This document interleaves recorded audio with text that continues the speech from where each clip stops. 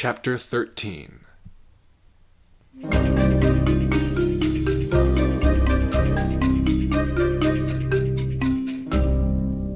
Finally, the day's interviews were finished. Plates, covered in crumbs and spots of sauce, were all that remained of their hastily devoured dinner. Sheriff Hanks slumped in his chair, scrolling through the reams of notes he had taken. "Sheriff Hanks," Carlota said to him, "your mind is already asleep. I can sense the formlessness of your thoughts." He looked up at her. For a moment, he seemed not to recognize her, then blinked some life back into his eyes. Yeah, I suppose you're right." Across the room from him, Keither sat against the wall, chin resting on his shoulder, sound asleep. Carlota smiled. "We should follow my Padawan's example." She started scooping up dirty plates. "It appears I am the least tired of all, so I will dispose of the dishes. Get some rest, Sheriff." "Thanks." He got his broad-brimmed hat from his duffel bag, lay on his back, put the hat over his eyes, and fell asleep. Carlota passed a quiet, pleasant few minutes washing the plates in the police station cafeteria. But when she returned, Keither was awake, still seated where he had been sleeping. "Rolls?" he said into his communicator. "Where have you been?" "Can you believe he wasn't there?" came the quick-tongued male voice from the communicator. "The address got all messed up, and it took me forever to find where this guy actually lives. I can't believe you're still awake." "Never fear. This is important." "Wait, did I wake you up?" "It is nothing to worry about." Carlota knelt down in front of him. "Keither, I can handle this if you wish." "Would you?" said Keither. "Thank you, Master." And he handed over the communicator, shut his eyes, and was asleep again. "Yeah, buddy, get your sleep," said Rolls. "Thanks, Master Strit. Now, like I was telling the fuzzy guy, I found Del Horace. We just sat down on Picton's Landing a minute ago." "Let Mr. Horace sleep on the ship. Tomorrow we will need his memory to be sharp." "All right, I'll pass it on." "The others are asleep already, but personally, given the choice, I would rather take my rest on the ship than here in the office. Would you leave the ship unlocked, please?"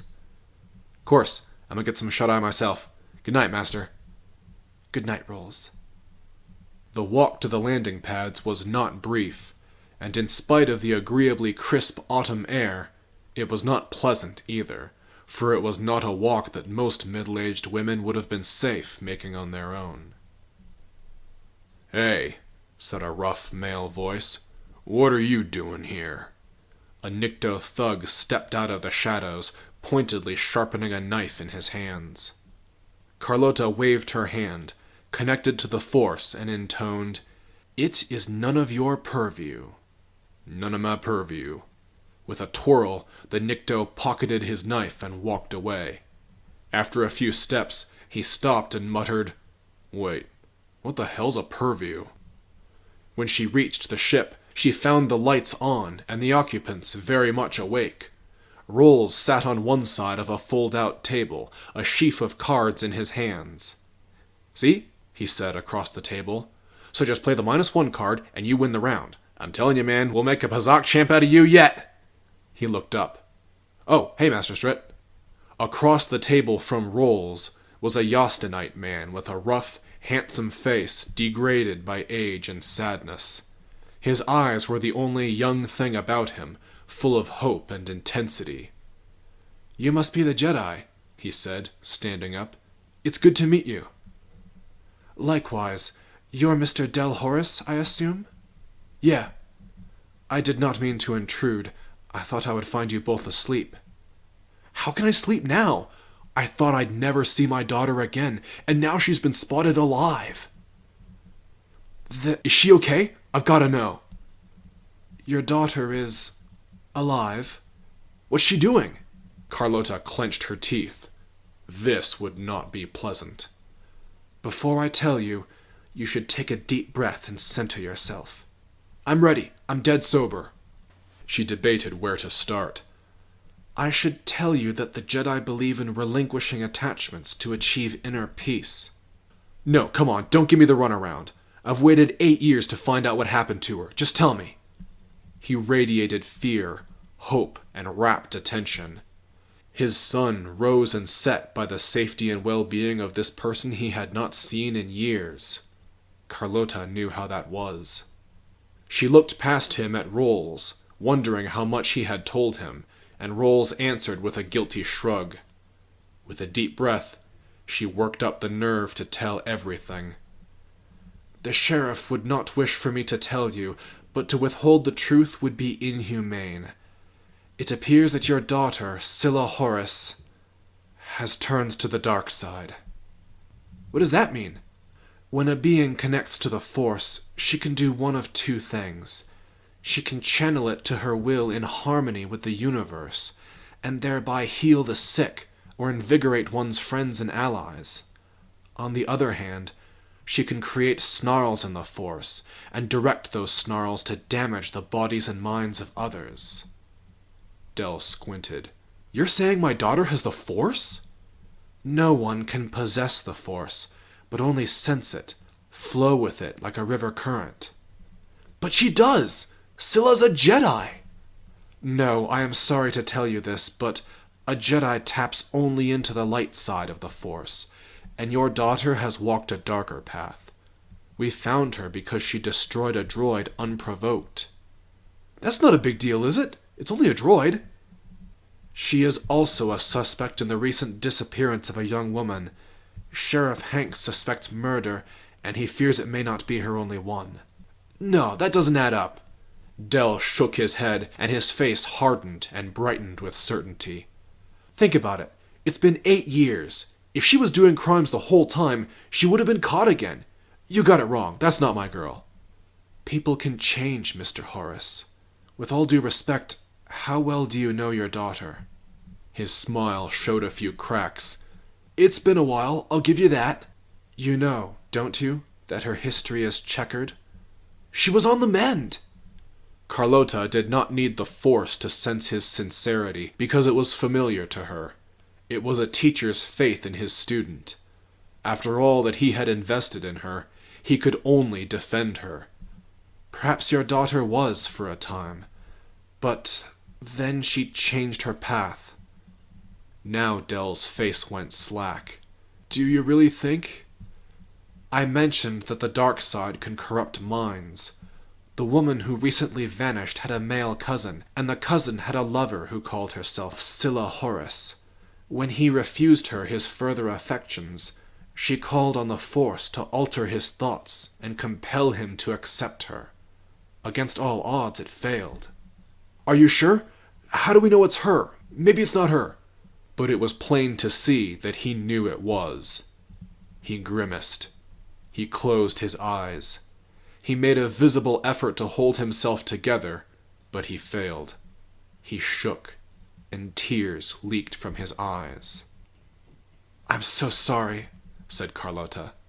He did something unexpected. He threw his arms around Carlota and cried onto her shoulder. Carlota froze.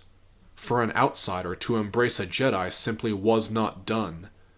But she made no move to extricate herself. Del's pain demanded something to alleviate it, but there was no Force technique that could erase grief. All she could do was hold him and let him cry. She tried to imagine his state of mind. She had never given much thought to the idea that she might lose Keither to the dark side the way he had lost his daughter, for there was not a bone in Keither's body that was not generous and loving. But now she imagined losing him. The thought shook her. It shook her so badly that she found herself tightening her grip on Del, and tears of her own welled to the surface. Carlota did not know how long they stood there weeping. Finally, Del released her. I'm sorry, he whispered. I guess I just needed that. Some bonds cannot be severed. She patted his shoulder. We all need rest. Can you sleep? Del only shrugged, but then he lay down on a bunk and was asleep in short order. Carlota found that she could not sleep so easily. Loss had gutted that man, and if she lost Keither, it would gut her too. Carlota woke with a keen sense of what she needed to do. "Good morning, master," said Keither, as she entered the police station with Dell and Rolls in tow. "Good morning, Keither." She lowered her voice a little. "May I have a word with you, privately?" "Of course." In an unused meeting room, Keither flicked on the light, took a seat, and listened patiently. Carlota began, "We need to consider our role in all this. The abbess sent us here because my visions led the way to some evil. Now we have found it. We have placed local authorities on the trail of a Sith, and as the Sith is a native, she is probably one of a kind on this planet." "I thought you doubted that she was acting alone." "I did, but in hindsight, what would the Sith want with Yostin? I believe Sheriff Hanks was correct after all, and if we have uncovered this evil, then why are we still here? Our mission is complete." "But the Sith is not yet neutralized." "Jedi are guardians of peace, not warriors. I think we should leave the sordid business of hunting her down to those who specialize in it." "Our presence could save lives.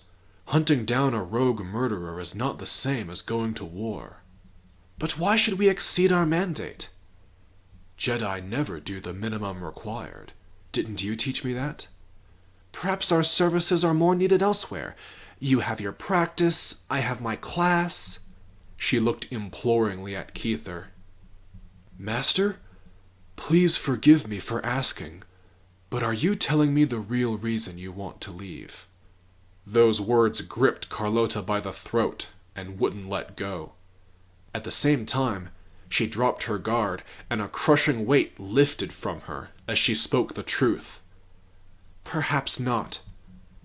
"Master." Keither made his mild voice even milder, the way she'd heard him speak to his patients. "We're alone in this room, and you know I will never tell anything secret to the Council, so you can answer me honestly. Are you afraid?" "I don't know why they insisted that you come with me. A Jedi does not fear because fear is the path to the dark side, but how can I possibly not fear for my own student?" "How indeed." "What do you mean?" "No one can blame you for being afraid. It's not wrong to feel fear, or pain, or grief, or sorrow. Every day I see my patients show all those emotions, and I refuse to believe they are all on the path to the dark side." "I don't know that the Jedi Council would agree with your conclusion. We Jedi control our passions, and that is how we resist the call of the dark." "Too often, the Council wants us to control our passions by repressing them, and it does not work.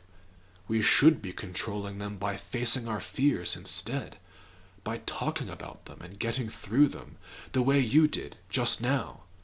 I have done the same in front of Rolls, and him in front of me. Do not think his life is easy.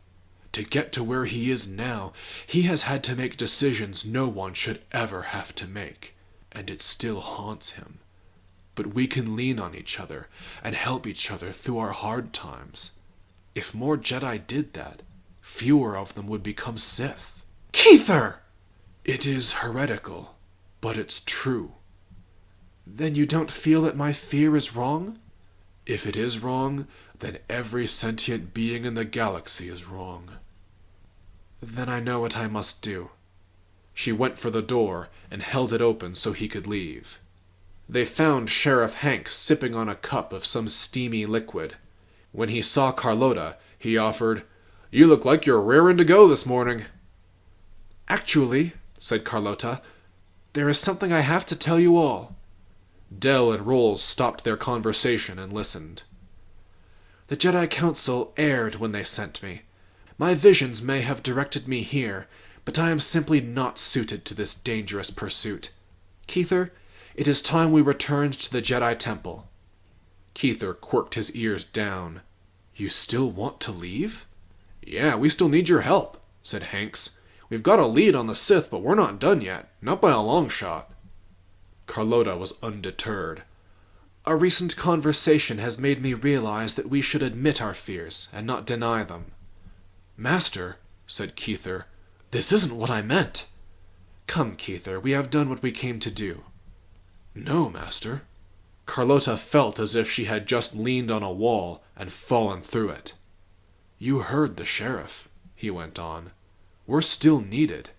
As long as the Sith is at large, we cannot leave in good conscience." This was unexpected, but Carlota would not turn back now. "Then I recuse myself from the mission. I will return to the temple and report what has happened. Keither, I will be here for hours more while I await the shuttle. I hope you will reconsider joining me." Surely it only needed time. Keither did not budge, but only watched her sadly. "I will be ready for you," she said, and she left the police station alone.